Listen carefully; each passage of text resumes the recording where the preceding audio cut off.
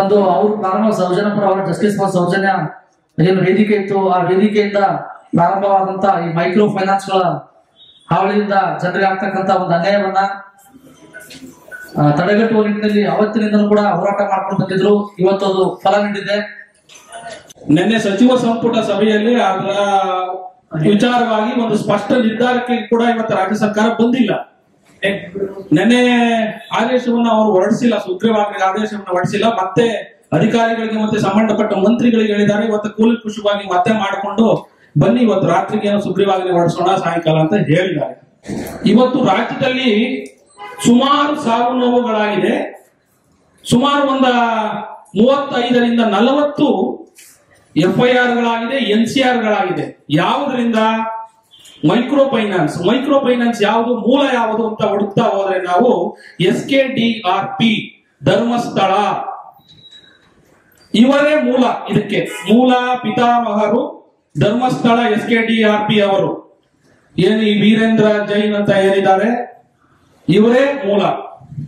ಮುಂಚೆ micro finance ಗಳು ರಾಜ್ಯದಲ್ಲಿ ಇತ್ತು, ಆದ್ರೆ ಇಷ್ಟೊಂದು ಇದಾಗಿರ್ಲಿಲ್ಲ.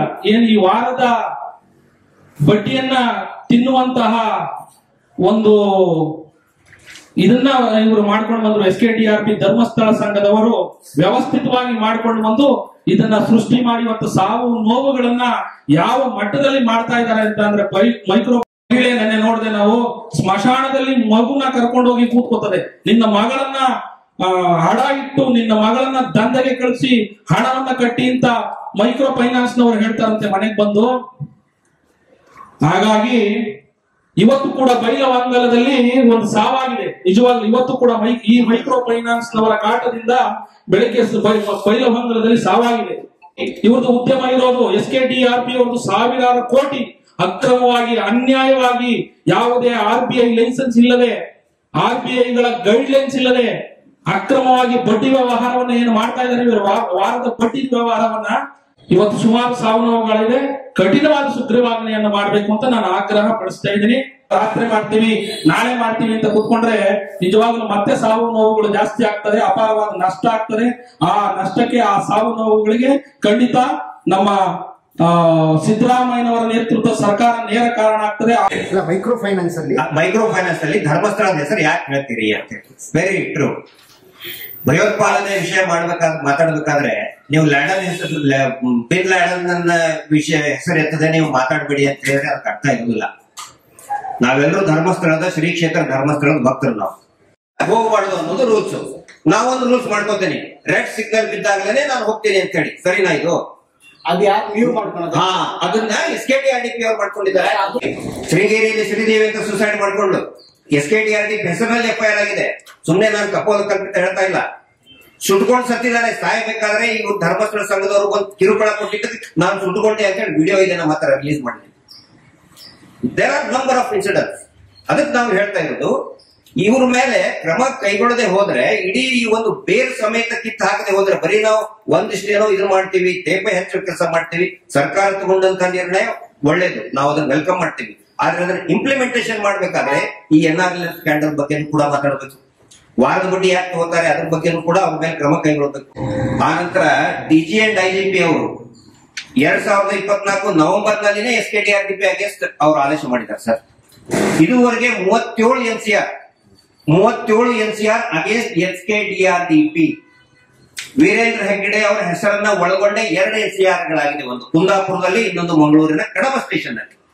ನಬಾರ್ಡ್ ಇತ್ತು, ಈಗ NRL ಕೊಡ್ತಾ ಇದೆ. ನಬಾರ್ಡ್ 4% ಅಲ್ಲಿ ಕೊಡ್ತಾ ಇತ್ತು, ಇದು 3.5% ಸರ್ಕಾರನೇ, ಸೆಂಟ್ರಲ್ ರೂರಲ್ ಡೆವಲಪ್ಮೆಂಟ್ ಅಥಾರಿಟಿನೇ ಕೊಡ್ತಾ ಇದೆ. ಅದನ್ನ ಯಾರ ಮುಂದೆ ಹೇಳ್ತಾ ಇಲ್ಲ ಇವರು. ಹಿಂಗಾಗಿ ಧರ್ಮಸ್ಥಳ ಜೊತೆಗೆ ಇನ್ನೂ ಅನೇಕ ಮೈಕ್ರೋ ಫೈನಾನ್ಸ್ ಗಳು ಹುಟ್ಕೊಂಡಿರೋದೇ ಅದಕ್ಕೆ ಸಲುವಾಗಿ, ಆ ದುಡ್ಡನ್ನ ಕೊಳ್ಳೆ ಹೊಡೆದ ಸಲುವಾಗಿ ಮಾಡೋದು, ಕೆಟ್ಟದಾಗ ಬೈಯೋದು. ಇವತ್ತು ಹೆಣ್ಮಕ್ಳು ಯಾಕೆ ಆತ್ಮಹತ್ಯೆ ಮಾಡ್ಕೊತಾ ಇದ್ದಾರೆ, ನೀನ್ ಇನ್ನೊಬ್ಬರ ಜೊತೆ ಹೋಗಿ ಮಾಡ್ಕೊಂಡು ದುಡ್ಡು ತಗೊಂಡು ಬಾ ಅಂತ ಹೇಳ್ತಾ ಇದ್ದಾರೆ. ಹಿಂಗಾಗಿ ಪಾಪ ಮರ್ಯಾದಸ್ಥರಿಗೆ ಅದು ಒಂಥರ ಕಿರುಕುಳ ಆಗ್ತಾ ಇದೆ. ಅದನ್ನ ತಪ್ಪಿಸ್ಬೇಕು. Mode of recovery. ಇಲ್ಲಿ ಸಾಲ ಕೊಡೋದು ತಪ್ಪಲ್ಲ, ಸಾಲ ಇಸ್ಕೊಡೋದು ತಪ್ಪಲ್ಲ. ಹೋದ್ರು ಅವಾಗ ಇವರೆಲ್ಲರೂ ಜೈಲಿಗೆ ಹೋದ್ರು. ಈ ಮಾತನ್ನ ನಾನು ಪದೇ ಪದೇ ಹೇಳಿದ್ದೇನೆ. ದಯವಿಟ್ಟು ಇದು ಒಂದು ದಿನ ಸ್ಕ್ಯಾಂಡಲ್ ಆಗೇ ಆಗುತ್ತೆ. ಈಗ ಸ್ಟಾರ್ಟ್ ಆಯ್ತದ. ಪೊಲೀಸ್ ಇಲಾಖೆಯವರು ಏನೋ ಒಂದಿಷ್ಟು ಸಿಗ್ತದೆ, ಏನೋ ಒಂದಿಷ್ಟು ಪ್ರೆಷರ್ ತರ್ತಾರೆ ಅಂತ ಹೇಳಿ ಯಾವುದೇ ಆಂಶಕ್ಕೆ ಒಳಗಾಗಬೇಡಿ. ಪೊಲೀಸ್ ಇಲಾಖೆನೂ ಕೂಡ ಇದನ್ನ ಅರ್ಥ ಮಾಡ್ಕೋಬೇಕು. ಇಲ್ಲ ಇದು ಏನ್ ಇವತ್ತು ಬರ್ತಾ ಇದೆಯಲ್ಲ ಸರ್, ಈಗೀಗ ಜಾಸ್ತಿ ಆಗ್ತಾ ಇಲ್ಲ. ಆಕ್ಚುಲಿ ಮುಂಚೆನೂ ಕೂಡ ಇತ್ತು. It is because of you. ನೀವು ಮಾಧ್ಯಮದವರು ಬಿಂಬಿಸ್ತಾ ಅಂದ್ರೆ ರಿಪೋರ್ಟಿಂಗ್ ನೀವು ಮಾಡ್ತಾ ಇದ್ದೀರಿ, ಹಿಂಗಾಗಿ ಹೆಚ್ಚಂತ ಅನಿಸ್ತಾ ಇದೆ. ಬಟ್ ಮೊಹಮ್ಮದ್ ಆನಂತರ ಗ್ರಾಮೀಣ ಬ್ಯಾಂಕ್ ಬಂದಕ್ಕೆ ಆ ಒಂದು ಪರಿಕಲ್ಪನೆಯನ್ನ ಕೊಟ್ಟಿದೆ ಈ ಮೈಕ್ರೋ ಫೈನಾನ್ಸ್ ಇಡೀ ಜಗತ್ತಿಗೆ. 2006 ನಲ್ಲಿ ಏನು ಪೂರ್ತಿಯಾಗಿ GDP ಜಾಸ್ತಿ ಆಯ್ತು. ನೆಕ್ಸ್ಟ್ ಇಂಡಿಯಾ ಅದನ್ನ ಅಡಾಪ್ಟ್ ಮಾಡ್ಕೊಂಡ್ರು. ಕರ್ನಾಟಕದಲ್ಲಿ ಬೀದರ್ ಜಿಲ್ಲೆ ಗುರುಪಾದಪ್ಪ ನಾಗಮಾರ್ಪಳ್ಳಿ ಅವರು ಅಡಾಪ್ಟ್ ಮಾಡ್ಕೊಂಡ್ರು. ಕರ್ನಾಟಕದಲ್ಲಿ ಪದೇ ಪದೇ ಹೋಮ್ ಮಿನಿಸ್ಟರ್ ಬರ್ತಾರೆ, ನಿರ್ಮಲಾ ಸೀತಾರಾಮನ್ ಅವರು ಬರ್ತಾರೆ. ಯಾವ IT ಅಧಿಕಾರಿಗಳು ಲೈಸೆನ್ಸ್ ಕೇಳೋದಿಲ್ಲ, ಪೊಲೀಸ್ ಅಧಿಕಾರಿಗಳು ಲೈಸೆನ್ಸ್ ಕೇಳೋದಿಲ್ಲ. ಯಾಕಂದ್ರೆ ಇವ್ರ ಕಾಲಲ್ಲೇ ಹೋಮ್ ಮಿನಿಸ್ಟರ್ ಕೂತ ಮೇಲೆ ಯಾವ್ದಾದ್ರು ಪೊಲೀಸ್ ಅಧಿಕಾರಿಗಳು ಕೇಳ್ತಾರ.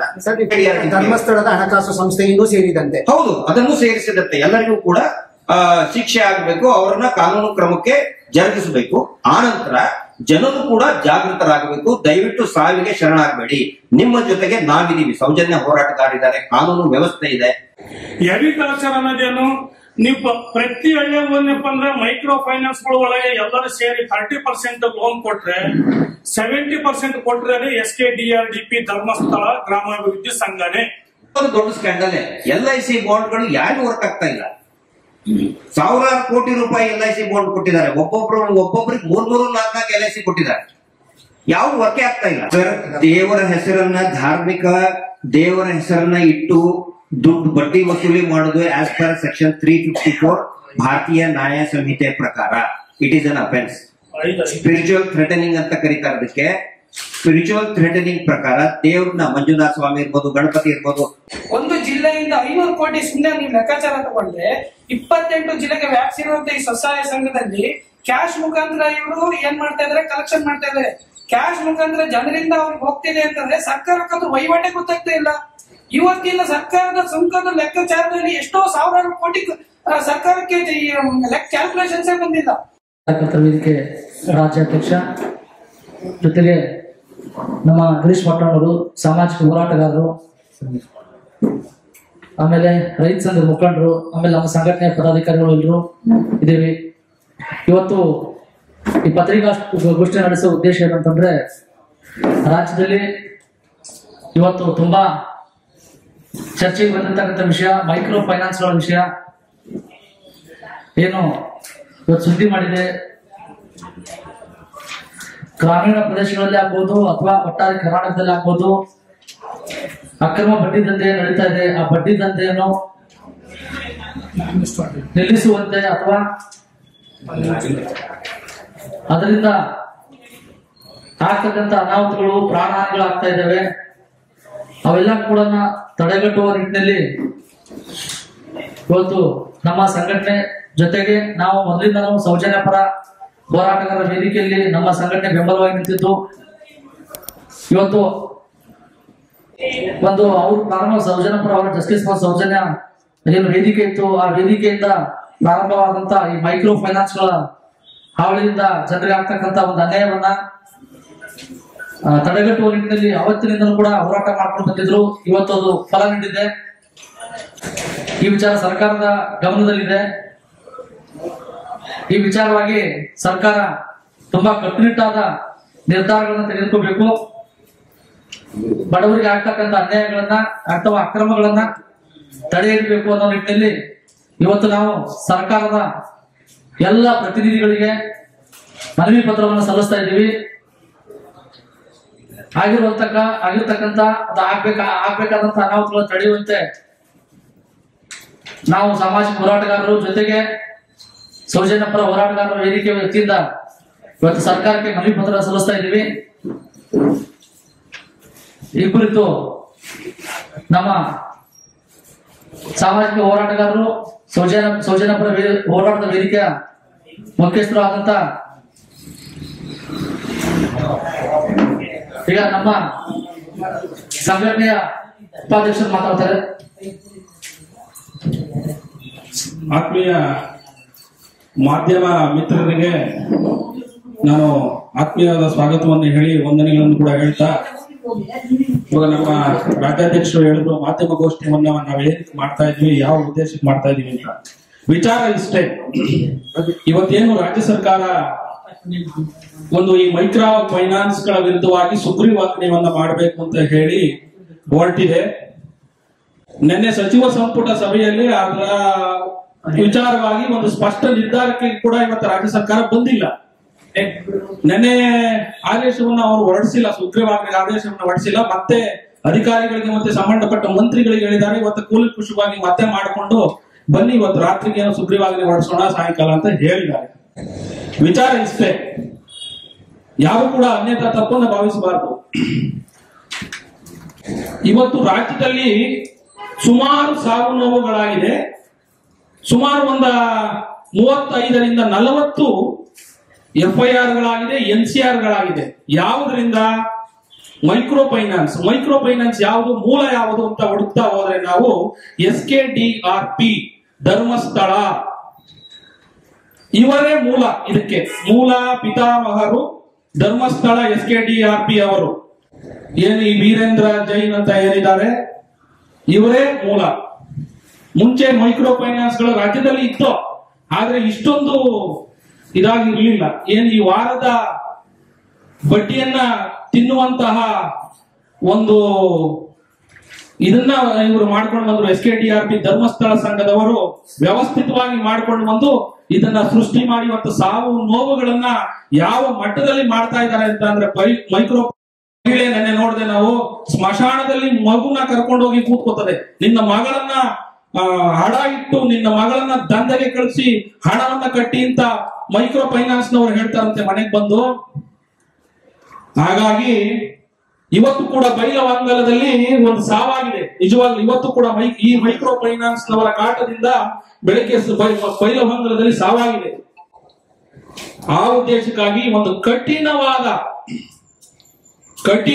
ಅಂತಂದ್ರೆ ಅಂತಿಂತಲ್ಲ. ಇವರು ಈ ಮೈಕ್ರೋ ಫೈನಾನ್ಸ್ ನವರು ಯಾವ ತರ ಅಂದ್ರೆ ಈ ಮೂಲ ಪುರುಷರಿದ್ದಾರಲ್ಲ, ಸಾವಿರಾರು ಕೋಟಿ ಇವ್ರದ್ದು ಉದ್ಯಮ ಇರೋದು. SKDRP ಅವ್ರದ್ದು ಸಾವಿರಾರು ಕೋಟಿ ಅಕ್ರಮವಾಗಿ ಅನ್ಯಾಯವಾಗಿ ಯಾವುದೇ RBI ಲೈಸೆನ್ಸ್ ಇಲ್ಲದೆ, RBIಗಳ ಗೈಡ್ ಲೈನ್ಸ್ ಇಲ್ಲದೆ ಅಕ್ರಮವಾಗಿ ಬಡ್ಡಿ ವ್ಯವಹಾರವನ್ನ ಏನು ಮಾಡ್ತಾ ಇದ್ದಾರೆ ಇವರು, ವಾರದ ಬಡ್ಡಿ ವ್ಯವಹಾರವನ್ನ.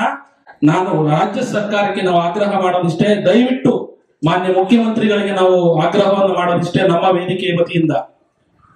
ಯಾವುದೇ ಕಾರಣಕ್ಕೂ ಇವರ ಅಕ್ರಮಗಳಿಗೆ, ಸಾವುಗಳಿಗೆ, ನೋವುಗಳಿಗೆ ದೂರು ದಾಖಲಾದ್ರೆ, ಇವರ ವಿರುದ್ಧ ದೂರುಗಳು ದಾಖಲಾದ್ರೆ ಕೋರ್ಟ್ಗಳಿಗೆ ಹೋಗಿ, ನ್ಯಾಯಾಲಯಗಳಿಗೆ ಹೋಗಿ ಈ ಒಂದು ಏನು ತಡೆಯಾಜ್ಞೆಯನ್ನು ತರೋದು, ಬಡವರಿಗೆ, ದೀನ ದಲಿತರಿಗೆ ಅನ್ಯಾಯ ಆಗಿರುವಂತದನ್ನ ಮತ್ತೆ ಅವ್ರ ಪರವಾಗಿ ಮಾಡಿಸ್ಕೊಂಡು ಬರುವಂತದ್ದು ಬೇಡ.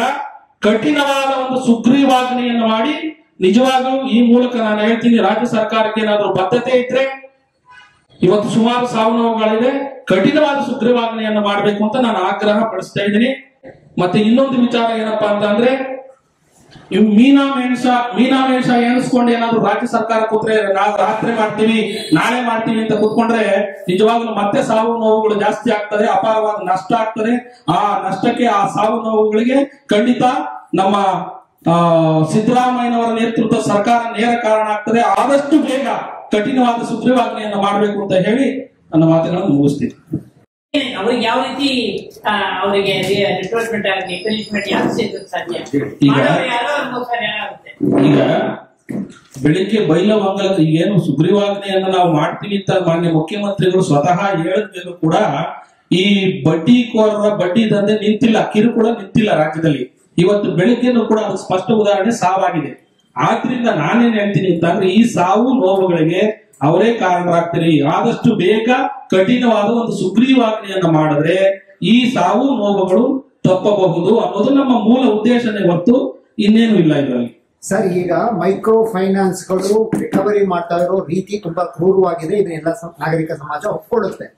ಆದ್ರೆ ಮೈಕ್ರೋ ಫೈನಾನ್ಸ್ ಸಂಸ್ಥೆಗಳನ್ನ ನೀವು ಧರ್ಮಸ್ಥಳದಲ್ಲೇ ಯಾಕೆ ಟಾರ್ಗೆಟ್ ಮಾಡ್ಕೊಳ್ತಾ ಇದ್ದೀರಾ? ಒಂದ್ ನಿಮಿಷ, ಸ್ಪಷ್ಟನೆ ನಮ್ಗೆ ಸಾಕು. ಧರ್ಮಸ್ಥಳದ ಬಗ್ಗೆ ಶ್ರದ್ಧೆಯನ್ನು ಇಟ್ಕೊಂಡಿರೋ ಪ್ರತಿಯೊಬ್ಬರ ಪ್ರಶ್ನೆ ಕೂಡ ಒಂದ್ ನಿಮಿಷ. ಸರಿಯಾದ ಪ್ರಶ್ನೆ ಕೇಳಿದ್ದು, ಸಮಯೋಚಿತವಾದ ಪ್ರಶ್ನೆ. ಇವತ್ತಿನ ಈ ಬೆಂಗಳೂರಿನ ಪತ್ರಿಕಾ ಭವನದಲ್ಲಿ ನಾನು ಗಿರೀಶ್ ಮಟ್ಟಣ್ಣವರ್, ಸೌಜನ್ಯಪರ ಕಾರ್ಯಕರ್ತ, ಆನಂತರ ಚೆನ್ನೈ ವಸ್ತ್ರ ರಾಜ್ಯ ಮಾಹಿತಿ ಹಕ್ಕು ಸಾಮಾಜಿಕ ಮತ್ತು ಕಾರ್ಯಕರ್ತರ ವೇದಿಕೆಯ ರಾಜ್ಯಾಧ್ಯಕ್ಷರಿದ್ದಾರೆ. ನಮ್ಮ ರಮೇಶ್ ಹುಂಡಿಗಾಲ್ ಮುಖಂಡರು, ಅವರ ಇಡೀ ತಂಡ ಮತ್ತು ಗುಲ್ಬರ್ಗಾ ಜಿಲ್ಲೆಯ ನಮ್ಮ ನಾಗಣ್ಣ ಕಂಬೆ ಅಂತ ಹೇಳಿ ಜಿಲ್ಲಾಧ್ಯಕ್ಷರು, ರೈತ ಸಂಘದ ಜಿಲ್ಲಾಧ್ಯಕ್ಷರು ಮತ್ತು ಡಿ ಟಿ ಜಯಂತ್ ಅವರಿದ್ದಾರೆ. ನಿರಂತರವಾಗಿ ಈ ಹೋರಾಟದಲ್ಲಿ ವಿಶೇಷವಾಗಿ ಈ ಮೈಕ್ರೋ ಫೈನಾನ್ಸ್ ಅಂತ ಈಗೇನ್ ಹೆಸರು ಸದ್ದು ಮಾಡ್ತಾ ಇದೆ ರಾಜ್ಯಾದ್ಯಂತ, ಮೈಕ್ರೋ ಫೈನಾನ್ಸ್ ಹಾವಳಿ, ಮೈಕ್ರೋ ಫೈನಾನ್ಸ್ ಹಾವಳಿ, ಇದರ ವಿರುದ್ಧ ಇದರ ವಿರುದ್ಧ ಕಳೆದ 1.5 ವರ್ಷದಿಂದನೂ ಕೂಡ ನಿರಂತರವಾಗಿ ಜನಜಾಗೃತಿಯನ್ನ ಸೌಜನ್ಯ ನ್ಯಾಯಪರ ಸಮಿತಿಯಿಂದ ಮಹೇಶ್ ಶೆಟ್ಟಿ ತಿಮ್ಮರೋಡಿ ಅವರ ನೇತೃತ್ವದಲ್ಲಿ ನಿರಂತರವಾಗಿ ನಡೀತಾ ಬಂದಿದೆ. ನಮ್ಮ ಸ್ನೇಹಿತರು ಕೇಳಿದರು, ಬರೀ ಅದರದಿಷ್ಟೇ ಯಾಕೆ ಹೆಸರು ಇದು ಮಾಡ್ತಾ ಇದ್ದಾರೆ ಅಂತ ಹೇಳಿ. ಮೈಕ್ರೋ ಫೈನಾನ್ಸ್ ಅಲ್ಲಿ ಧರ್ಮಸ್ಥಳದ ಹೆಸರು ಯಾಕೆ ಹೇಳ್ತೀರಿ ಅಂತ ಹೇಳಿ. Very true. ಭಯೋತ್ಪಾದನೆ ವಿಷಯ ಮಾತಾಡ್ಬೇಕಾದ್ರೆ ನೀವು ಲ್ಯಾಡನ್ ಹೆಸರು, ಬಿನ್ ಲ್ಯಾಡನ್ ವಿಷಯ ಹೆಸರು ಎತ್ತದೆ ನೀವು ಮಾತಾಡ್ಬೇಡಿ ಅಂತ ಹೇಳಿದ್ರೆ ಅದಕ್ಕೆ ಅರ್ಥ ಇರುವುದಿಲ್ಲ. ನಾವೆಲ್ಲರೂ ಧರ್ಮಸ್ಥಳದ ಶ್ರೀ ಕ್ಷೇತ್ರ ಧರ್ಮಸ್ಥಳದ ಭಕ್ತರು ನಾವು. ಆದ್ರೆ ಇಲ್ಲಿ ಏನಾಗ್ತಾ ಇದೆ, ದೇವರ ಕಳೆದ ಫ್ರಾಮ್ 1996 ಕಳೆದ 30 ವರ್ಷದಿಂದ ಶ್ರೀ ಕ್ಷೇತ್ರ ಧರ್ಮಸ್ಥಳದ ಹೆಸರನ್ನ ಮುಂದು ಮಾಡಿ ಬಡ್ಡಿ ದಂಧೆಯಲ್ಲಿ ಓಂ ನಮೋ ಮಂಜುನಾಥಾಯ ನಮಃ ಅಂತ ಬರೆದು ದೇವರ ಬಗ್ಗೆ ಒಂದು ಭಯವನ್ನು ಹುಟ್ಟಿಸಿ, ನೀವು ವಾರ ವಾರ ಬಡ್ಡಿ ಕಟ್ಟದೆ ಹೋದ್ರೆ ನಿಮ್ಗೆ ಶಾಪ ಕಟ್ಟುತ್ತೆ ಅನ್ನುವಂತಹ ಒಂದು ಮೌಢ್ಯವನ್ನ ಹುಟ್ಟಿಸಿ ಅಕ್ಷರಶಃ ಮೀಟರ್ ಬಡ್ಡಿ ದಂಧೆಯನ್ನ ನಡೆಸ್ತಾ ಇದ್ದಾರೆ SKDRDP ಸಂಸ್ಥೆಯವರು.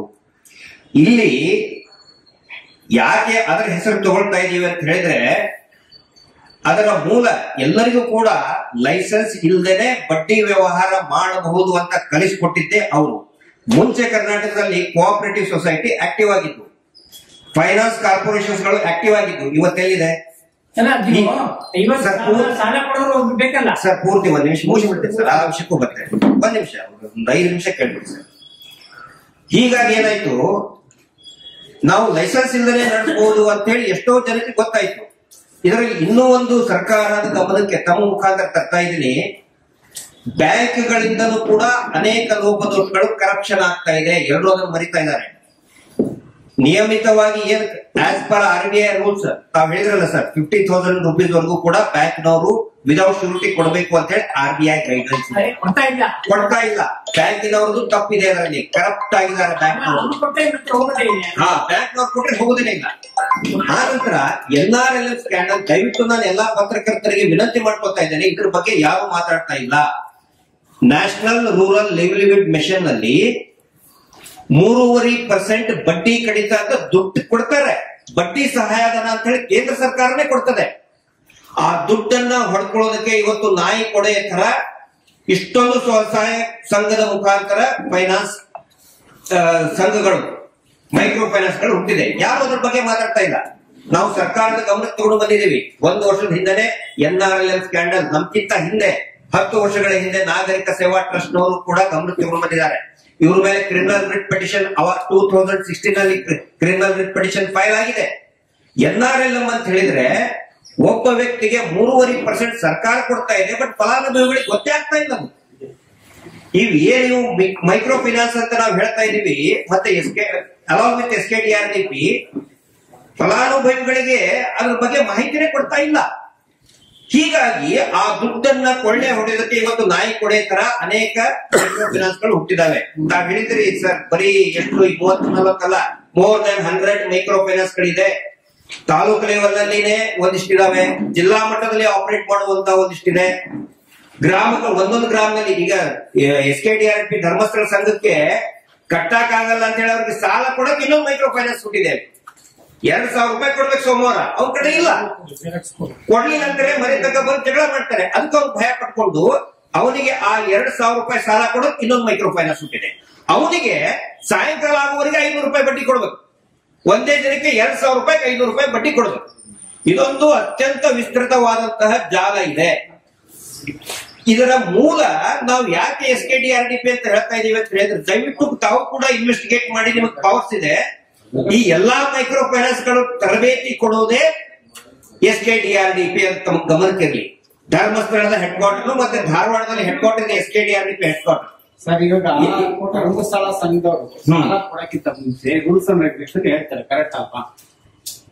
ರೂಲ್ಸ್ ಅಂಡ್ ರೆಗ್ಯುಲೇಷನ್ ಕೊಡ್ತಾರೆ, ಅದ್ರ ಪ್ರಕಾರ ಅಂತಾನೆ ನಾವು ಸಾಲ ಇಲ್ಲ ಇಲ್ಲ ರೂಲ್ಸ್ ಅಂಡ್ ರೆಗ್ಯುಲೇಷನ್ ಏನು ಹೇಳಲ್ಲ. ಪ್ರತಿ ಸೋಮವಾರ ಬೆಳಿಗ್ಗೆ ಅವ್ರಿಗೆ ಅಮೌಂಟ್ ಕಟ್ಟಬೇಕು ಧರ್ಮಸ್ಥಳ ಸಂಘದವರು, ಕರೆಕ್ಟ್ ಅಲ್ವಾ? ಅವ್ರು ರೂಲ್ಸ್ ಅಂಡ್ ರೆಗ್ಯುಲೇಷನ್ ಕೊಟ್ಟ ಮೇಲೆ ಅಮೌಂಟ್ ಎಲ್ಲ ಕ್ಲಿಯರ್ ಆಗಿ ಸೈನ್ ಮಾಡಿ ಕೊಟ್ಟ ಮೇಲೆ ಧರ್ಮಸ್ಥಳ ಸಂಘದವ್ರು ಅಮೌಂಟ್ ಕೊಡೋದು. ಸರ್ ರೂಲ್ಸ್ ಅಂಡ್ ರೆಗ್ಯುಲೇಷನ್ ಹೋಗಬಾರ್ದು ಅನ್ನೋದು ರೂಲ್ಸ್. ನಾವೊಂದು ರೂಲ್ಸ್ ಮಾಡ್ಕೋತೀನಿ, ರೆಡ್ ಸಿಗ್ನಲ್ ಬಿದ್ದಾಗಲೇ ನಾನು ಹೋಗ್ತೀನಿ ಅಂತ ಹೇಳಿ, ಸರಿನಾ? ಇದು ಅದು ಯಾರು ನೀವು ಮಾಡ್ಕೊಳ್ಳೋದು? ಅದನ್ನ SKDRDP ಅವ್ರು ಮಾಡ್ಕೊಂಡಿದ್ದಾರೆ ಅಗೇನ್ಸ್ಟ್ RBI ರೂಲ್ಸ್ ಗೆ ಜನಗಳು ಅದಕ್ಕೆ ಇದಾಗ್ತಾರಲ್ಲ, ನಾವು ಹೋಗ್ತೀವಿ, ಅದಕ್ಕೆ ಜನಜಾಗೃತಿ ಮಾಡಬೇಕು. ಇವರ ರೈಟ್, ಹೋಗ್ತೇನೆ. ಜನಗಳಿಗೂ ಕೂಡ ಜನಜಾಗೃತಿ ಆಗಬೇಕಲ್ಲ, ಆ ಕೆಲಸವನ್ನು ನಾವು ಮಾಡ್ತಾ ಇದ್ದೀವಿ. ಬಡ್ಡಿ ಎಷ್ಟು ಪರ್ಸೆಂಟೇಜ್ ತಗೊಳ್ತಾರೆ? ಅದಕ್ಕೆ ಕ್ಯಾಲ್ಕುಲೇಷನ್ ಇಲ್ಲ. ಬುದ್ಧಿವಂತರು ಕಿಸೆಯಲ್ಲಿ ಪೆನ್ನು ಪೇಪರ್ ಇಟ್ಟವರಿಗೆ ಕಡಿಮೆ, ಅವ್ರಿಗೆ ಏನು ಲೆಕ್ಕಾಚಾರ ಮಾಡಕ ಬರುದಿಲ್ಲ ಅಂತ ಹೇಳಿದ್ರೆ ಇಡೀ ಜೀವನ ಪರ್ಯಂತ ಪ್ರತಿ ವಾರ ಕಟ್ತಾನೆ ಇರ್ಬೇಕು ಅವರಿಗೆ. ನೀವು ಹೇಳ್ತಾರೆ ರಾಂಗ್ ಸರ್. ಧರ್ಮಸ್ಥಳ ಸಂಘದಲ್ಲಿ ಅಂತ ಯಾರು ಬುದ್ಧಿಯೂ ಇಲ್ಲ ಬುದ್ಧಿಲ್ಲ ಅಂತ ಈಗೆಲ್ಲ ಎಕ್ಸ್ಟ್ರಾ ಬಡ್ಡಿ ಯಾರು ಕೂಡ ತಗೊಳಲ್ಲ. ನಾನ್ ನೋಡಿದೀನಿ. ಅಲ್ಲ ನೀವು ಅದು ನಿಮ್ಮ ಅಭಿಪ್ರಾಯ ಅಲ್ಲ, ನಾವು ಕೂಡ ಮಾಡ್ತಾ ಇರೋದಕ್ಕೆ ನಾವು ಹೇಳ್ತೀವಿ. ಅಲ್ಲ ನೀವು ಮಾಡಿ ಸರ್, ಸಂತೋಷ. ಬಟ್ ಏನಂತ ಹೇಳಿದ್ರೆ ಇವತ್ತು ಸಾವಿರಾರು ಜನ ಊರು ಬಿಡ್ತಾ ಇರೋದು ಅದ್ರ ಸಲುವಾಗಿನೇ. ಧರ್ಮಸ್ಥಳ SKDRDP ಅಂದ್ರೆ ಇವತ್ತು ಬೆಳಿಗ್ಗೆ ಹೇಳಿದ್ರಲ್ಲ, ಬೈಲಹೊಂಗಲದಲ್ಲಿ ಸುಸೈಡ್ ಆಗಿದೆ. ಇವತ್ತು ಬೆಳಿಗ್ಗೆ ಫಸ್ಟ್ ಸುಸೈಡ್ ಆಗಿದ್ದು ಪೂರ್ತಿ ಜನಸಾಮಾನ್ಯರಿಗೆ ಗೊತ್ತಾಗಿದ್ದು ಮಂಡ್ಯದಲ್ಲಿ ಮಹಾಲಕ್ಷ್ಮಿ, ಶೃಂಗೇರಿಯಲ್ಲಿ ಶ್ರೀದೇವಿ ಅಂತ ಸುಸೈಡ್ ಮಾಡ್ಕೊಂಡು SKDRDP ಹೆಸರಿನಲ್ಲಿ FIR ಆಗಿದೆ. ಸುಮ್ನೆ ನಾನು ಕಪೋಲ ಕಲ್ಪಿತ ಹೇಳ್ತಾ ಇಲ್ಲ. ಸುಟ್ಕೊಂಡು ಸತ್ತಿದ್ದಾರೆ. ಸಾಯಬೇಕಾದ್ರೆ ಇವ್ರು ಧರ್ಮಸ್ಥಳ ಸಂಘದವರು ಒಂದು ಕಿರುಕುಳ ಕೊಟ್ಟಿದ್ದಕ್ಕೆ ನಾನು ಸುಟ್ಕೊಂಡೆ ಅಂತ ಹೇಳಿ ವಿಡಿಯೋ ಇದೆ ನಮ್ಮ ಹತ್ರ ರಿಲೀಸ್ ಮಾಡಿದ್ವಿ. There are number of incidents. ಅದಕ್ಕೆ ನಾವು ಹೇಳ್ತಾ ಇರೋದು, ಇವ್ರ ಮೇಲೆ ಕ್ರಮ ಕೈಗೊಳ್ಳದೆ ಹೋದ್ರೆ, ಇಡೀ ಈ ಒಂದು ಬೇರ್ ಸಮೇತ ಕಿತ್ತು ಹಾಕದೆ ಹೋದ್ರೆ, ಬರೀ ನಾವು ಒಂದಿಷ್ಟೇನೋ ಇದು ಮಾಡ್ತೀವಿ, ತೇಪೆ ಹೆಚ್ಚು ಕೆಲಸ ಮಾಡ್ತೀವಿ. ಸರ್ಕಾರ ತಗೊಂಡಂತ ನಿರ್ಣಯ ಒಳ್ಳೇದು, ನಾವು ಅದನ್ನ ವೆಲ್ಕಮ್ ಮಾಡ್ತೀವಿ. ಆದ್ರೆ ಅದನ್ನ ಇಂಪ್ಲಿಮೆಂಟೇಷನ್ ಮಾಡ್ಬೇಕಾದ್ರೆ ಈ NRLF ಸ್ಕ್ಯಾಂಡಲ್ ಬಗ್ಗೆ ಕೂಡ ಮಾತಾಡಬೇಕು. ವಾರದ ಬಡ್ಡಿ ಯಾಕೆ ತಗೋತಾರೆ ಅದ್ರ ಬಗ್ಗೆನೂ ಕೂಡ ಅವ್ರ ಮೇಲೆ ಕ್ರಮ ಕೈಗೊಳ್ಳಬೇಕು. ಇಂಪ್ಲಿಮೆಂಟೇಷನ್ ಆದ್ರೆ ಖಂಡಿತ ನಾವೆಲ್ಲರೂ ಕೂಡ ಸಹಕಾರ ಕೊಡ್ತೀವಿ. ಮತ್ತೆ ತಾವು ಹೇಳದಂಗೆ ಜನರು ಕೂಡ ಜಾಗೃತಗೊಳ್ಬೇಕು. ವಿನಾಕಾರಣ ಹೋಗಿ 2 ಲಕ್ಷ ಗಳಿಕೆ ಬರೀ ತಿಂಗಳಿಗೆ 5,000 10,000 ಇದ್ದವನು 4-5 ಲಕ್ಷ ತಗೊಳ್ಳೋದು, ಮೊಬೈಲ್ ಸಲುವಾಗಿ ಹೊಸ ಮೊಬೈಲ್ ತಗೊಳಕ್ಕೆ, ಬೈಕ್ ತಗೊಳ್ಳೋದಕ್ಕೆ, ರಮ್ಮಿ ಆಟ ಆಡೋದಕ್ಕೆ, ಕ್ರಿಕೆಟ್ ಬೆಟ್ಟಿಂಗ್ ತೊಗೊಳೋದಕ್ಕೆ ಸಾಲ ತಗೊಂಡ್ರೆ ಬಹಳ ತಪ್ಪದು. ಹಿಂಗಾಗಿ ಜನಜಾಗೃತಿ ಆಗಬೇಕು. ಮತ್ತು NRL ನಾವು ಮಾಡ್ತೀವಿ ವಿಸ್ತೃತವಾದಂತಹ ವರದಿ, ಪೂರ್ತಿ ಹೇಳೋದಕ್ಕೆ ಸಾಕಾಗುದಿಲ್ಲ, ರೈಟಿಂಗ್ ನಲ್ಲಿ ಕೊಟ್ಟಿದ್ವಿ. ಮುಖ್ಯಮಂತ್ರಿಗಳ ಕಾರ್ಯಾಲಯಕ್ಕೆ ಈಗಾಗಲೇ ನಮ್ಮ ಜಯಂತ್ ಟಿ ಅವರು, ಆನಂತರ DG ಅಂಡ್ IGP ಅವರು 2024 ನವೆಂಬರ್ ನಲ್ಲಿನೇ SKDRDP ಅಗೇನ್ಸ್ಟ್ ಅವರು ಆದೇಶ ಮಾಡಿದ್ದಾರೆ ಸರ್. ಇದುವರೆಗೆ 37 NCR against SKDRDP. Veerendra Heggade ಅವರ ಹೆಸರನ್ನ ಒಳಗೊಂಡ 2 NCR ಗಳಾಗಿದೆ, ಒಂದು ಕುಂದಾಪುರದಲ್ಲಿ, ಇನ್ನೊಂದು ಮಂಗಳೂರಿನ ಕಡಬ ಸ್ಟೇಷನ್ ನಲ್ಲಿ. 37 NCR ಗಳು ಇದುವರೆಗೆ ಆಗಿದೆ ಕಳೆದ 1 ತಿಂಗಳಲ್ಲಿ. ಸೊ ಯಾರ್ಯಾರು ಅದಕ್ಕೆ ತಪ್ಪಿತಸ್ಥರಿದ್ದಾರೆ, ನೊಂದಂತವರನ್ನ ಆಲಿಸಿ ಅವ್ರ ಮೇಲೆ ದೂರು ದಾಖಲಾಗಿ ಕಠಿಣ ಕ್ರಮ ಕೈಗೊಂಡ್ರೆ ಮಾತ್ರ ಇದಕ್ಕೆ ಒಂದು ಶಾಶ್ವತ ಪರಿಹಾರ. ಇಲ್ಲ ಅಂತ ಹೇಳಿದ್ರೆ ಸುಮ್ನೆ ಒಂದು ಆಜ್ಞೆಯನ್ನ ಹೊರಡಿಸಿ ತೇಪೆ ಹಚ್ಚುವ ಕೆಲಸ ಮಾಡಬಾರ್ದು ಅಂತ ಹೇಳಿ ನಾವು ವಿನಂತಿ ಮಾಡ್ಕೊಳ್ತಾ ಇದ್ದೀವಿ. ಸರ್ ರೇಟ್ ಆಫ್ ಇಂಟ್ರೆಸ್ಟ್ ಎಷ್ಟಿದೆ? ಅವ್ರು RBI ಗೈಡ್ಲೈನ್ಸ್ ಅನ್ನ ಕ್ರಾಸ್ ಮಾಡ್ತಾ ಇದ್ದಾರೆ sir. As per RBI recovery time ಅನ್ನು ಕ್ರಾಸ್ ಮಾಡ್ತಾ ಇದ್ದಾರೆ. ನಿರ್ದಿಷ್ಟವಾಗಿ ಯಾವ್ದೆಲ್ಲ ಸರ್ ಇದರಲ್ಲಿ ಸಮಸ್ಯೆ ಬಂದಿರುತ್ತೆ? ಮೋಡ್ ಆಫ್ ರಿಕವರಿ RBI ಪ್ರಕಾರ 3 ತಿಂಗಳಿಗೆ ಒಂದ್ಸರಿ ಕಟ್ಟಬೇಕು. ಸ್ವಸಹಾಯ ಸಂಘದ ಮುಖಾಂತರ ತಗೊಂಡಿದ್ರೆ, ಆನಂತರ ಯಾರು ಪ್ರತಿ 3 ತಿಂಗಳಿಗೆ ಒಂದ್ಸಾರಿ ಬಡ್ಡಿಯನ್ನ ಕಟ್ತಾರೆ, ಅಂದ್ರೆ ಮರುಪಾವತಿ ಮಾಡ್ತಾರೆ, ಅವರನ್ನ ಹಾನೆಸ್ಟ್ ಮರುಪಾವತಿದಾರ ಅಂತ ಹೇಳ್ತಾರೆ. ಅಂದ್ರೆ ಹಾನೆಸ್ಟ್ ಆಗಿದಾನ ಅವನು ಅಂತೇಳಿ ಅಂತವರಿಗೆ NRLM ನಿಂದ 3.5% ಬಡ್ಡಿ ಕಡಿತ ಆಗುತ್ತೆ, ಸರ್ಕಾರನೇ ಕೊಟ್ಟು ಬಿಡ್ತದೆ. ಸೊ ಓವರ್ ಆಲ್ ನಿಮಗೆ 3.5 4% ಮಾತ್ರ ಇರುತ್ತೆ ಸರ್ ಬಡ್ಡಿ. 3 ಮುಂಚೆ ನಬಾರ್ಡ್ ಇತ್ತು, ಈಗ NRLM ಕೊಡ್ತಾ ಇದೆ. ನಬಾರ್ಡ್ 4% ಅಲ್ಲಿ ಕೊಡ್ತಾ ಇತ್ತು, ಇದು 3.5% ಸರ್ಕಾರನೇ, ಸೆಂಟ್ರಲ್ ರೂರಲ್ ಡೆವಲಪ್ಮೆಂಟ್ ಅಥಾರಿಟಿನೇ ಕೊಡ್ತಾ ಇದೆ. ಅದನ್ನ ಯಾರ ಮುಂದೆ ಹೇಳ್ತಾ ಇಲ್ಲ ಇವರು. ಹಿಂಗಾಗಿ ಧರ್ಮಸ್ಥಳ ಜೊತೆಗೆ ಇನ್ನೂ ಅನೇಕ ಮೈಕ್ರೋ ಫೈನಾನ್ಸ್ ಗಳು ಹುಟ್ಕೊಂಡಿರೋದೇ ಅದರ ಸಲುವಾಗಿ, ಆ ದುಡ್ಡನ್ನ ಕೊಳ್ಳೆ ಹೊಡೆದ ಸಲುವಾಗಿ. ಮೋಡ್ ಆಫ್ ರಿಕವರಿಲಿ ಪ್ರತಿ ವಾರ ಬಂದು ಅನಧಿಕೃತ ಟೈಮ್ ಅಲ್ಲಿ ರಾತ್ರಿ ಹೊತ್ತು ಬರೋದು, ಬೆಳಿಗ್ಗೆನೆ ಬರೋದು, ಅದು ತಪ್ಪು. ಮನೆ ಒಳಗಡೆ ಬಂದು ಗಲಾಟೆ ಮಾಡೋದು, ಕೆಟ್ಟದಾಗ ಬೈಯೋದು. ಇವತ್ತು ಹೆಣ್ಮಕ್ಳು ಯಾಕೆ ಆತ್ಮಹತ್ಯೆ ಮಾಡ್ಕೊತಾ ಇದ್ದಾರೆ, ನೀನ್ ಇನ್ನೊಬ್ಬನ ಜೊತೆ ಹೋಗಿ ಮಲ್ಕೊಂಡು ದುಡ್ಡು ತಗೊಂಡು ಬಾ ಅಂತ ಹೇಳ್ತಾ ಇದ್ದಾರೆ. ಹಿಂಗಾಗಿ ಪಾಪ ಮರ್ಯಾದಸ್ಥರಿಗೆ ಅದು ಒಂಥರ ಕಿರುಕುಳ ಆಗ್ತಾ ಇದೆ. ಅದನ್ನ ತಪ್ಪಿಸ್ಬೇಕು. ಮೋಡ್ ಆಫ್ ರಿಕವರಿ ಇಲ್ಲಿ ಸಾಲ ಕೊಡೋದು ತಪ್ಪಲ್ಲ, ಸಾಲ ಇಸ್ಕೊಳ್ಳೋದು ತಪ್ಪಲ್ಲ. ಆದ್ರೆ ಯಾವ ಕಾರಣಕ್ಕೆ ಸಾಲ ಇಸ್ಕೊತೀರಿ ಅನ್ನೋದು ಜಾಗೃತಿ ಕೂಡ ಜನಕ್ಕೆ ಬೇಕಲ್ಲ. ಸರ್ ಇದ್ರ ಜೊತೆ ಪೊಲೀಸ್ ಇಲಾಖೆ ವೈಫಲ್ಯ ಕೂಡ ಇರುತ್ತೆ. ಖಂಡಿತ ಇದೆ. ಕೂಡ ಒಳಗಾದವರು ಒಬ್ಬರಲ್ಲ ಒಬ್ರು ಕಂಪ್ಲೇಂಟ್ ಕೊಟ್ಟೇ ಇರ್ತಾರೆ. ಹೌದು. ಈಗ ನಮ್ಗೆ ಟಾರ್ಚರ್ ಮಾಡ್ತಾ ಇದ್ದಾನೆ, ಮೆಂಟಲಿ ಹರಾಸ್ ಮಾಡ್ತಾ ಇದ್ದಾನೆ ಅಂತ ಕೊಡ್ತಾರೆ. ಪೊಲೀಸ್ ಡಿಪಾರ್ಟ್ಮೆಂಟ್ ಅವರು ಕ್ರಮ ತಗೋಬೋದಲ್ಲ? ತಗೋಬೇಕು. ನಾವು ಸುಮಾರು ಈಗ ಸಾಮಾಜಿಕ ಜಾಲತಾಣದಲ್ಲಿ ಹೇಳಿದ್ವಿ, ಈ ಮೈನಿಂಗ್ ಹಗರಣ ನಡಿಬೇಕಾದ್ರೆ ಅಂದ್ರೆ ಮೈನಿಂಗ್ ಮಾಡ್ಬೇಕಾದ್ರೆ ಜನಾರ್ದನ್ ರೆಡ್ಡಿ ಅವ್ರು ಮತ್ತಿನ್ ಬೇಕಾದ್ರೆ ಮಾಡ್ಬೇಕಾದ್ರೆ ಎಲ್ಲರೂ ಅವ್ರ ಜೊತೆಗೆ ಇನ್ವಾಲ್ವ್ ಆದ್ರು. ಮಂತ್ಲಿ ತಗೊಂಡ್ರು, ವೀಕ್ಲಿ ತಗೊಂಡ್ರು, ಪ್ಯಾಕೇಜ್ ಅಂತ ಹೋದ್ರು. ಅವಾಗ ಇವರೆಲ್ಲರೂ ಜೈಲಿಗೆ ಹೋದ್ರು. ಈ ಮಾತನ್ನ ನಾನು ಪದೇ ಪದೇ ಹೇಳಿದ್ದೇನೆ. ದಯವಿಟ್ಟು ಇದು ಒಂದು ದಿನ ಸ್ಕ್ಯಾಂಡಲ್ ಆಗೇ ಆಗುತ್ತೆ. ಈಗ ಸ್ಟಾರ್ಟ್ ಆಯ್ತದ. ಪೊಲೀಸ್ ಇಲಾಖೆಯವರು ಏನೋ ಒಂದಿಷ್ಟು ಸಿಗ್ತದೆ, ಏನೋ ಒಂದಿಷ್ಟು ಪ್ರೆಷರ್ ತರ್ತಾರೆ ಅಂತ ಹೇಳಿ ಯಾವುದೇ ಆಂಶಕ್ಕೆ ಒಳಗಾಗಬೇಡಿ. ಪೊಲೀಸ್ ಇಲಾಖೆನೂ ಕೂಡ ಇದನ್ನ ಅರ್ಥ ಮಾಡ್ಕೋಬೇಕು. ಪೊಲೀಸ್ ಇಲಾಖೆ ಇರ್ಬೋದು ಮತ್ತು ಸಂಬಂಧಪಟ್ಟಂತ ಬೇರೆ ಬೇರೆ ಇಲಾಖೆಗಳು ಅರ್ಥ ಮಾಡ್ಕೊಂಡು ಈ ಇಡೀ ಇವತ್ತು ಇದೇನಾದ್ರೂ ಕಂಟ್ರೋಲ್ ಆಗಲಿಲ್ಲ ಅಂದ್ರೆ ಕರ್ನಾಟಕಕ್ಕೆ ಭವಿಷ್ಯನೇ ಇಲ್ಲ. ಇದು ಏನ್ ಇವತ್ತು ಬರ್ತಾ ಇದೆಯಲ್ಲ ಸರ್, ಈಗೀಗ ಜಾಸ್ತಿ ಆಗ್ತಾ ಇಲ್ಲ. ಆಕ್ಚುಲಿ ಮುಂಚೆನೂ ಕೂಡ ಇತ್ತು. It is because of you. ನೀವು ಮಾಧ್ಯಮದವರು ಬಿಂಬಿಸ್ತಾ ಅಂದ್ರೆ ರಿಪೋರ್ಟಿಂಗ್ ನೀವು ಮಾಡ್ತಾ ಇದ್ದೀರಿ, ಹಿಂಗಾಗಿ ಹೆಚ್ಚಂತ ಅನಿಸ್ತಾ ಇದೆ. ಬಟ್ ಇದಕ್ಕಿಂತ ಬಿಫೋರ್ ಸುಮಾರು ಆಗಿದೆ, ರಿಪೋರ್ಟೇ ಆಗಿಲ್ಲ. ಸರ್ ಇದು ಹೊರತಾದ ಒಂದು ಪ್ರಶ್ನೆ, ನೈತಿಕವಾದ. ಈ ಮೈಕ್ರೋ ಫೈನಾನ್ಸಿಂಗು ದೇಶದ ಆರ್ಥಿಕ ವ್ಯವಸ್ಥೆಗೆ ಸಹಕಾರಿ. ಇದನ್ನ ಜಗತ್ತೇ ಗುರುತಿಸಿ ಬಾಂಗ್ಲಾದೇಶದ ಇವರಿಗೆ ನೊಬೆಲ್ ಪಾರಿತೋಷಿಕ ಕೂಡ ಕೊಟ್ಟಿದೆ. ಇಂಥ ಒಂದು ವ್ಯವಸ್ಥೆಯನ್ನ, ಒಂದು ದೇಹಕ್ಕೆ ಕ್ಯಾನ್ಸರ್ ಬಂತು ಅಂದ್ರೆ ಆ ಭಾಗವನ್ನ ಕತ್ತರಿಸಿ ತೆಗಿಬೇಕೇ ಹೊರತು ಇಡೀ ದೇಹ ನಾಶ ಮಾಡೋದನ್ನ ಅಲ್ವಾ? ಹಾಗಾಗಿ ಎಲ್ಲಿ ಕೊರತೆಗಳಿದ್ದಾವೆ, ಎಲ್ಲಿ ಫಾಲ್ಸ್ ಗಳಿದ್ದಾವೆ ಅದನ್ನ ಸರಿಪಡಿಸೋ ಹತ್ರ ನೋಡ್ಬೇಕೇ ಹೊರತು ಇಡೀ ವ್ಯವಸ್ಥೆನೆ ದೂಷಿಸೋದು ಅಥವಾ ವ್ಯವಸ್ಥೆನೆ ರದ್ದು ಮಾಡಿ ಅಂತ ಹೇಳ್ತಾರೆ. ಬಾಂಗ್ಲಾದೇಶದಲ್ಲಿ ನೋಡಿ, ಮೊಹಮ್ಮದ್ ಯೂನಿಸ್ ಅವರಿಗೆ 2006 ನೊಬೆಲ್ ಪ್ರಶಸ್ತಿ ಯಾಕೆ ಬಂತು ಅಂತ ಹೇಳಿದ್ರೆ, ಅಲ್ಲಿ ಜೂಟ್ ಇಂಡಸ್ಟ್ರಿ ಮೇಲೆ ಅನೇಕ ಹೆಣ್ಮಕ್ಳು ಕೆಲಸ ಮಾಡ್ತಿದ್ರು. ಇಡೀ ಬಾಂಗ್ಲಾದೇಶ ಇರೋದು ಒಂದು ಬ್ಯಾಂಬೂ ಮತ್ತೆ ಇನ್ನೊಂದು ಜೂಟ್ ಇಂಡಸ್ಟ್ರಿಯಲ್ಲಿ. 2 ಟಕಾದಲ್ಲಿ ಬರೀ ಒಂದು ದಿನಕ್ಕೆ 2 ಟಕಾ ಸಿಗ್ತದೆ. 2 ಟಕಾ ಅಂದ್ರೆ ನಮ್ಮಲ್ಲಿ 2 ಪೈಸೆ ಇದ್ದಂಗೆ, ಅಂದ್ರೆ 70 ಪೈಸೆ ಅಂದ್ರೆ 1 ರೂಪಾಯಿ ಇದ್ದಂಗೆ. ಅವಾಗ ಮೊಹಮ್ಮದ್ ಯೂನಿಸ್ ಅವ್ರು ಏನ್ ಮಾಡಿದ್ರು, ಗುಂಪುಗಳನ್ನ ರಚನೆ ಮಾಡಿ ಅವರಿಗೆ ಆ ದುಡ್ಡನ್ನ ಕೊಟ್ಟು ಅದರಿಂದ ಪ್ರೊಡಕ್ಟಿವಿಟಿ ನೋಡಿದ್ರು. ಇಲ್ಲಿ ಪ್ರೊಡಕ್ಟಿವಿಟಿ ಅನ್ನೋದೇ ಇಲ್ಲ. ಕೂಲಿ ಕೆಲಸ ಮಾಡೋರಿಗೆ 2 ಲಕ್ಷ ಕೊಡ್ತಾರೆ. ಬಾಂಗ್ಲಾದೇಶದ GDP 3 ಪಟ್ಟಾಯ್ತು. ಮೊಹಮ್ಮದ್ ಆನಂತರ ಗ್ರಾಮೀಣ ಬ್ಯಾಂಕ್ ಬಂದಕ್ಕೆ ಆ ಒಂದು ಪರಿಕಲ್ಪನೆಯನ್ನ ಕೊಟ್ಟಿದೆ ಈ ಮೈಕ್ರೋ ಫೈನಾನ್ಸ್ ಇಡೀ ಜಗತ್ತಿಗೆ.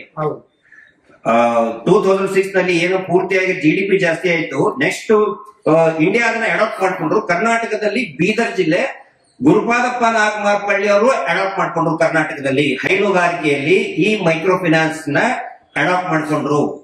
ಬಹಳ ಚೆನ್ನಾಗಿ ಮಾಡಿದ್ರು. ಅಂದ್ರೆ ಪ್ರೊಡಕ್ಟಿವ್ ಇದ್ರ ಮೇಲೆ ನೀವು ಲೋನ್ ಕೊಡಿ. ಹೌದು, ಎಕ್ಸಾಕ್ಟ್ಲಿ. ಉತ್ಪಾದಕತೆ ಮೇಲೆ ಕೊಡಬೇಡಿ, ಉತ್ಪಾದಕ ವಲಯಕ್ಕೆ ಕೊಡಿ. ಹೌದು, ಅದ್ರ ದುಡ್ಡು ಕೊಟ್ಟಿದ್ದ ಮೇಲೆ ಅವರಿಗೆ ಸಾಲ ತಗೊಂಡ ಮೇಲೆ ಅದನ್ನ ದುಡಿಸ್ಕೋಬೇಕು.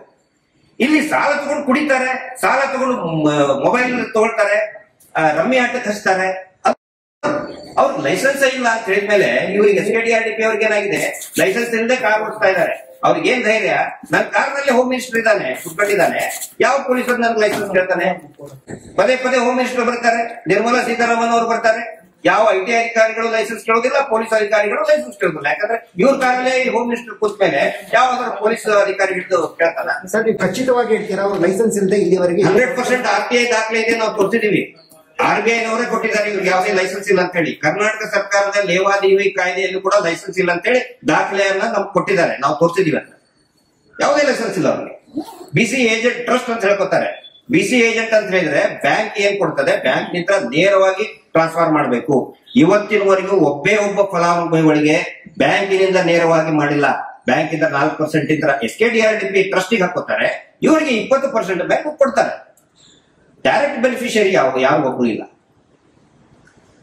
ಇವಾಗ ನಿಮ್ಮ ನೇರವಾದ ಆರೋಪ ಮತ್ತು ಬೇಡಿಕೆ 2 ನಿಮಿಷ ಸರ್. ನೇರವಾದ ಆರೋಪ ಅಂತ ಹೇಳಿದ್ರೆ ಇದರಲ್ಲಿ ಪ್ರಭಾವಿಗಳು ಈ ಕಾನೂನಿನಿಂದ ನುಡಿಸ್ಕೊಳ್ತಾ ಇದ್ದಾರೆ. ಹಾಗಾಗಬಾರ್ದು. ಪ್ರಭಾವಿಗಳಿಗೆ ಅಂದ್ರೆ ಈ ಮೈಕ್ರೋ ಫೈನಾನ್ಸ್ ಮತ್ತು ಲೈಸೆನ್ಸ್ ಇಲ್ಲದೆ ಇರುವಂತಹ SKDRDP ಧರ್ಮಸ್ಥಳದ ಹಣಕಾಸು ಸಂಸ್ಥೆಯಿಂದ ಸೇರಿದಂತೆ, ಹೌದು, ಅದನ್ನು ಸೇರಿಸಿದಂತೆ ಎಲ್ಲರಿಗೂ ಕೂಡ ಶಿಕ್ಷೆ ಆಗಬೇಕು. ಅವರನ್ನ ಕಾನೂನು ಕ್ರಮಕ್ಕೆ ಜರುಗಿಸಬೇಕು. ಆನಂತರ ಜನರು ಕೂಡ ಜಾಗೃತರಾಗಬೇಕು. ದಯವಿಟ್ಟು ಸಾವಿಗೆ ಶರಣಾಗಬೇಡಿ. ನಿಮ್ಮ ಜೊತೆಗೆ ನಾವಿದೀವಿ. ಸೌಜನ್ಯ ಹೋರಾಟಗಾರರಿದ್ದಾರೆ, ಕಾನೂನು ವ್ಯವಸ್ಥೆ ಇದೆ, ನಿಮ್ಮ ಜೊತೆಗೆ ಮಾಧ್ಯಮದವರಿದ್ದಾರೆ, ದೊಡ್ಡ ಜನಸಮೂಹ ಇದೆ ಅನ್ನೋ ಒಂದು ಮಾತನ್ನು ಹೇಳ್ತಾ ಇದ್ದೇನೆ. ನಮ್ಮ ಪ್ರತಿ ಜಿಲ್ಲೆಯಲ್ಲಿಯೂ ಕೂಡ ಸೌಜನ್ಯ ಹೋರಾಟಗಾರರು ಮತ್ತು ಮಾಹಿತಿ ಹಕ್ಕು ಮತ್ತೆ ರೈತ ಸಂಘದವರು ಸೇರಿದ್ದಾರೆ. DSS ನವರು ಕೂಡ ಈಗ ನಮ್ಮ ಜೊತೆಗಿದ್ದಾರೆ, ರಕ್ಷಣಾ ವೇದಿಕೆದವರು ಇದ್ದಾರೆ. ನಿಮ್ಮ ಪರವಾಗಿ ನಾವು ಇರ್ತೀವಿ. ಪೊಲೀಸ್ ಠಾಣೆಗೆ ದೂರು ಕೊಡಿ, ಆದ್ರೆ ಜೀವ ಕಳ್ಕೊಳ್ಳುವಂತ ಕೆಲಸ ಮಾಡಬೇಡಿ.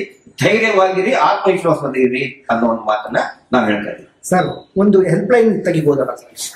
ಈ ಮೈಕ್ರೋ ಫೈನಾನ್ಸ್ ಹಾವಳಿಗೆ ಒಳಗಾದವರು ಅವ್ರಿಗೆ ಏನಂತ ತೊಂದರೆ ಬಂತು? ನಾವು ಮಾಡಿದ್ವಿ ಅಲ್ಲ, ಸಹಾಯವಾಣಿ ನಂಬರ್ ಇದ್ರೆ ಹೇಳಿ.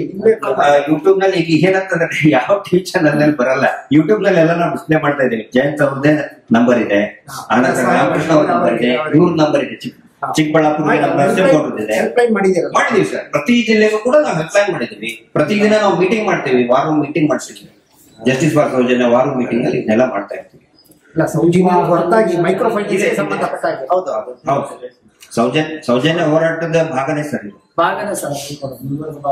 ಬರೀ ಸೌಜನ್ಯದೇ ಅಲ್ಲ, ಹಿಂದೆ ನಾವು 30 ವರ್ಷದ ಹಿಂದೆ ಸೌಮ್ಯ ಭಟ್ ಅಂತ ಪುತ್ತೂರಲ್ಲಿ ಒಂದು ಹುಡುಗಿ ತಮ್ಮ ಆರೋಪಿ ಹತ್ರ ನಮ್ಮ ಪತ್ರಿಕೆ ಆಫೀಸ್ಗಳಲ್ಲಿ ನುಗ್ಗಿ ಚಿಂದಿ ಮಾಡಿದ್ರು ನಮ್ಗೆ 30-35 ವರ್ಷದ ಹಿಂದೆ.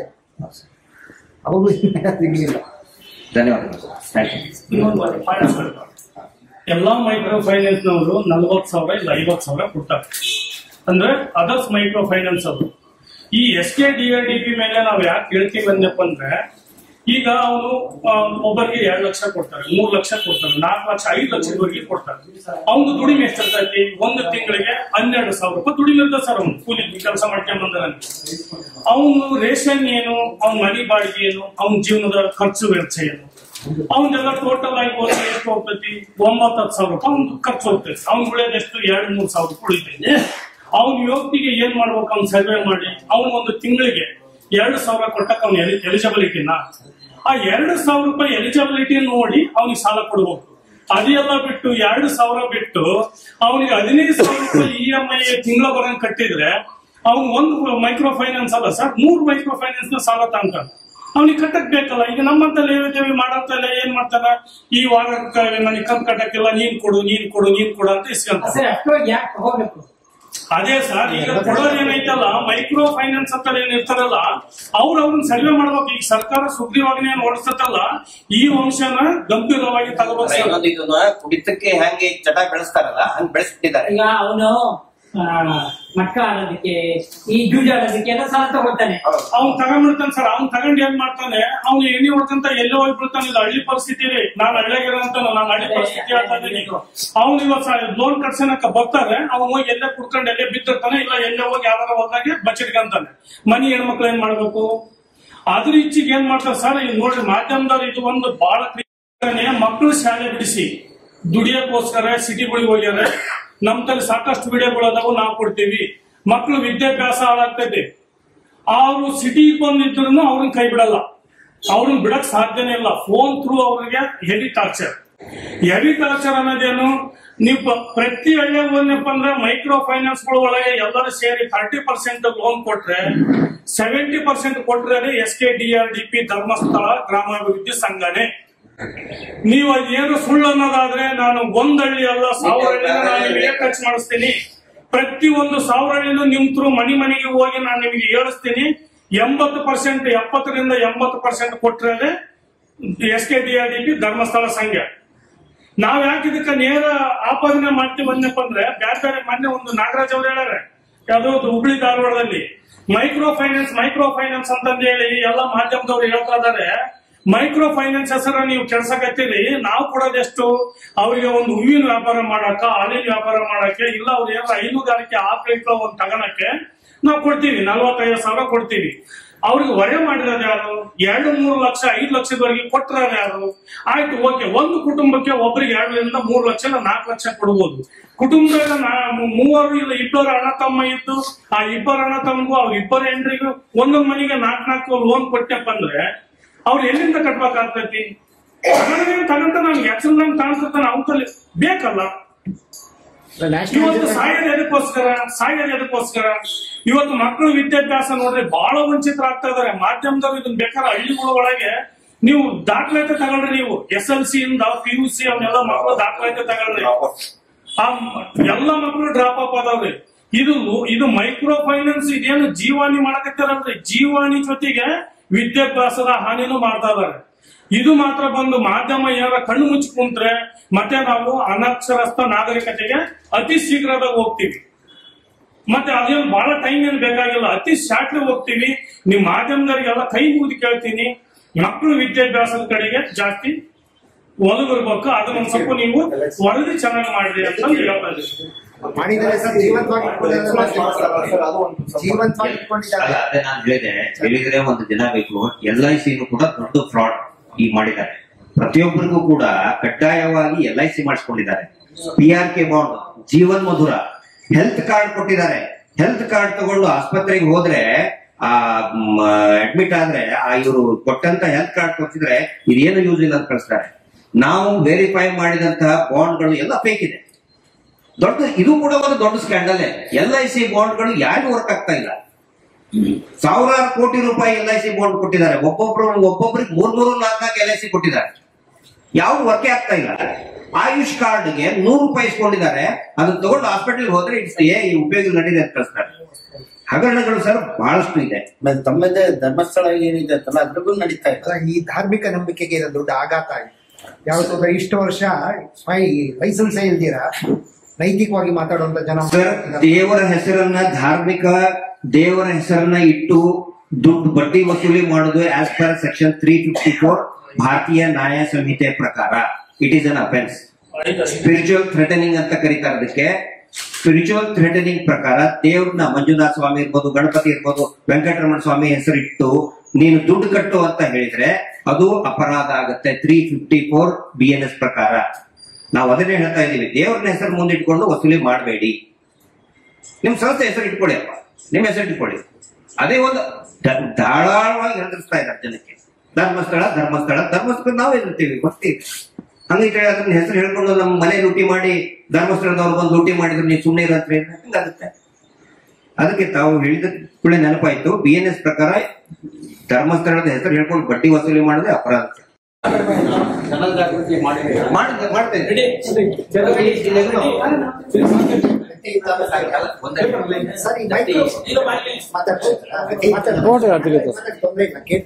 ಪ್ರತಿ ಜಿಲ್ಲೆ ಪ್ರತಿ ತಾಲೂಕಿಗೆ ಒಬ್ಬೊಬ್ಬರಿಗೆ ನಾವು ಇದನ್ನ ನಂಬರ್ ಕೊಟ್ಟು ಅವೇರ್ನೆಸ್ ಮೂಡಿಸ್ತಾ ಇದ್ದೀವಿ.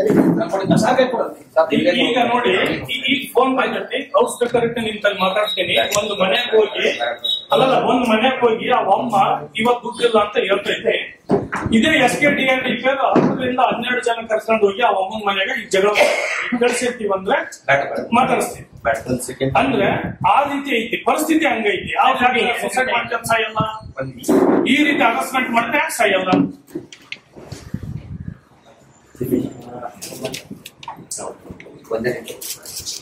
ನಮಸ್ತೆ. ಮಾಧ್ಯಮ ಮಿತ್ರರು ಇದ್ರದ್ದು ಕೊನೆಯದು ಮೂಲ ಎಲ್ಲಿಗೆ ಹೋಗಿ ನಿಲ್ಲುತ್ತೆ ಎಂಡ್ ಸ್ಟೇಟ್ ಅನ್ನೋದು ಹೇಗೆ ಅಂತಂದ್ರೆ, ಒಂದು ರೀತಿಯಾಗಿ ಪ್ರಜಾಪ್ರಭುತ್ವ ಒಗ್ಗಡೆ ಆಗ್ಬೇಕು ಅಂತಂದ್ರೆ ದೇಶದ ಆರ್ಥಿಕತೆ ಇರ್ಬೇಕು, ಇಲ್ಲಾಂದ್ರೆ ರಾಜ್ಯದ ಆರ್ಥಿಕತೆ ಉಳಿಬೇಕು. ಒಂದು ಗೌರ್ಮೆಂಟ್ ನಡಿಬೇಕು ಅಂತಂದ್ರೆ ಅದ್ರದ್ದು ಆರ್ಥಿಕ ವ್ಯವಸ್ಥೆ ತುಂಬಾ ಚೆನ್ನಾಗಿರ್ಬೇಕು. ಅಂತಂದ್ರೆ ಅದಕ್ಕೆ ಟ್ಯಾಕ್ಸ್ ದುಡ್ಡು ಚೆನ್ನಾಗಿ ಬರ್ಬೇಕು. ಅಂದ್ರೆ ಒಬ್ಬ ಕಳ್ಳ ಕದ್ದಿದ್ದೇನೆ ಅಂತ ಅಂದ್ಬಿಟ್ಟು ನಾವು ಕಂಪ್ಲೇಂಟ್ ಕೊಟ್ಟಾಗ ನಿನ್ನ ಹತ್ರ ಸಾಕ್ಷಿ ಏನಿದೆ ಅಂತಂದ್ರೆ ನನ್ನ ಹತ್ರ ಅವನಿಗೆ ಹಾಕಿರೋ ಟ್ರಾನ್ಸಾಕ್ಷನ್ ಇದ್ರೆ ನನಗೆ ಇದೇ ಹೈಕೋರ್ಟ್ ಅಥವಾ DC ಕೋರ್ಟ್ ನನಗೆ ನ್ಯಾಯ ಕೊಡುತ್ತೆ. ಸರಿನಾ? ಅದೇ ರೀತಿ ಯಾವ ರೀತಿ ಕಗ್ಗೊಲೆ ಆಗ್ತಿದೆ ಅಂತಂದ್ರೆ ಪ್ರತಿ ತಿಂಗಳು ಒಂದು ಜಿಲ್ಲೆಯಿಂದ 120ರಿಂದ 150 ಕೋಟಿ ದುಡ್ಡು ಕಲೆಕ್ಷನ್ ಆಗ್ತಾ ಇದೆ ಅಂತ ಅಂದ್ಬಿಟ್ಟು ವಾರಕ್ಕೆ ಕಲೆಕ್ಷನ್ ಆಗ್ತಾ ಇದೆ ಅಂತ ಹೇಳ್ಬೋದು.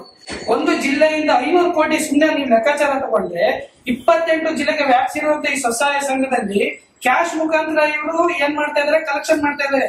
ಕ್ಯಾಶ್ ಮುಖಾಂತರ ಜನರಿಂದ ಅವ್ರಿಗೆ ಹೋಗ್ತಿದೆ ಅಂತಂದ್ರೆ ಸರ್ಕಾರಕ್ಕಂತೂ ವಹಿವಾಟೆ ಗೊತ್ತಾಗ್ತಾ ಇಲ್ಲ. ಇವತ್ತಿನ ಸರ್ಕಾರದ ಸುಂಕದ ಲೆಕ್ಕಾಚಾರದಲ್ಲಿ ಎಷ್ಟೋ ಸಾವಿರಾರು ಕೋಟಿ ಸರ್ಕಾರಕ್ಕೆ ಕ್ಯಾಲ್ಕುಲೇಷನ್ಸ್ ಬಂದಿಲ್ಲ, ಒಂದು ಟ್ಯಾಕ್ಸ್ ದುಡ್ಡು ಬಂದಿಲ್ಲ. ಇವತ್ತು ಆ ಯೋಜನೆಗೆ ಈ ಯೋಜನೆಗೆ ಸರ್ಕಾರ ಬರಿದಾಗಿದೆ ಅಂತ ಅಂದ್ಬಿಟ್ಟು ಸೆಂಟ್ರಲ್ ನೀತಿ ಆಯೋಗ ಇವತ್ತು ನಮ್ಗೆ ವಿವರಣೆ ಕೊಟ್ಟಿದೆ. ಒಂದು ಪಾಲು SKDRP ಇಷ್ಟು ಸಾವಿರಾರು ಕೋಟಿ ವ್ಯವಹಾರ ಮಾಡೋದು, ಸುಂಕ ಎಷ್ಟು 1000 ಕೋಟಿ ತಿಂಗಳು ಅವ್ರು ಕಟ್ಟಬೇಕಾಗುತ್ತೆ. ಲೆಕ್ಕಾಚಾರ ತೋರಿಸಿದೆ. ಯಾವ ಲೆಕ್ಕನೂ ಕೂಡ ಪ್ರತಿಯೊಂದು ಕ್ಯಾಶ್ ಮುಖಾಂತರ ಇವರು ಕಲೆಕ್ಷನ್ ಮಾಡ್ಕೊಂಡು ಪ್ರತಿಯೊಂದು ಅವ್ರು ಇಟ್ಕೊಂಡು ಅವರಿಂದ ಅವರೇ ಒಳಗೊಂಡೊಳಗೆ ಬ್ಯಾಂಕ್ ಪ್ಲಸ್ ಅವ್ರು ಇಂಡಿವಿಜುವಲ್ ಆಗಿ ಲೆಕ್ಕಾಚಾರ ಮಾಡ್ಕೊಂಡು ಸರ್ಕಾರಕ್ಕೆ ಇಷ್ಟು ಮೋಸ ಮಾಡ್ತಾ ಇದಾರಲ್ಲ. ನಾಳೆ ನಮಗೆ ಅನ್ನ ತಿನ್ನಕ್ಕೋಸ್ಕರ ಯಾವ್ದೇ ಅಕ್ಕಿ ತಗೊಳಕ್ಕೂ ಕೂಡ ನಮ್ ಸರ್ಕಾರದಲ್ಲಿ ದುಡ್ಡಿರಲ್ಲ. ನೇರವಾಗಿ ಇದು ನಮ್ಮ ಸರ್ಕಾರ, ನಮ್ಮ ಪ್ರಜಾಪ್ರಭುತ್ವಕ್ಕೆ, ಆರ್ಥಿಕತೆಯ ಕುಗ್ಗಲಿಗೆ ಇವರು ಕೂಡ ಒಂದಾದ ಕಾರಣ 9 ರೀಸನ್ ಆಗೇ ಆಗ್ತಾರೆ. ಇವರ ಲೆಕ್ಕಾಚಾರಗಳು ನೋಡಿದ್ರೆ 0.000000 ಹಾಕೊಂಡು ಹೋದ್ರೆ ನಾವು ಸ್ಕೂಲಲ್ಲಿ ಲಾಸ್ಟ್ ಕತ್ತಿದ್ದು 10,000 ಅಷ್ಟೇನೆ ಬರೆಯೋದು. ಇವರಿಂದ ನಾವು ಇನ್ನ ಮುಂದೆ ಕಲಿಬೇಕಾಗುತ್ತೆ. ಕ್ಯಾಲ್ಕುಲೇಷನ್ ಹಾಕೊಂಡು ನಾವು ಮೀಡಿಯಾದ ಮುಂದೆ ಕೇಳ್ತಿದ್ದೀನಿ. ಮುಂದೆ ಇದ್ರ ಮೂಲನ ಗ್ರಾಸ್ ರೂಟ್ ಅನಾಲೈಸಿಸ್ ಅಂತ ಮಾಡ್ತೀವಿ. ಒಂದೇ ಒಂದು ಯಾವ್ದಾದ್ರು ಒಂದು ತಪ್ಪಿಗೆ ಆ ಗ್ರಾಸ್ ರೂಟ್ ಅನಾಲೈಸಿಸ್ ಇಂದ ಎಂಡ್ ರೂಟ್ ಎಲ್ಲಿಗೆ ಅಂತ ಅಂದ್ಬಿಟ್ಟು ನಾವೊಂದು ಪ್ರಾಜೆಕ್ಟ್ ಅನಾಲೈಸಿಸ್ ಮಾಡ್ತೀವಿ. ಅದನ್ನು ನೀವು ಖಂಡಿತವಾಗ್ಲೂ ಮೀಡಿಯಾ ಮುಖಾಂತರ ನೀವು ಜನರಿಗೆ ತಿಳಿಸ್ಬೇಕು.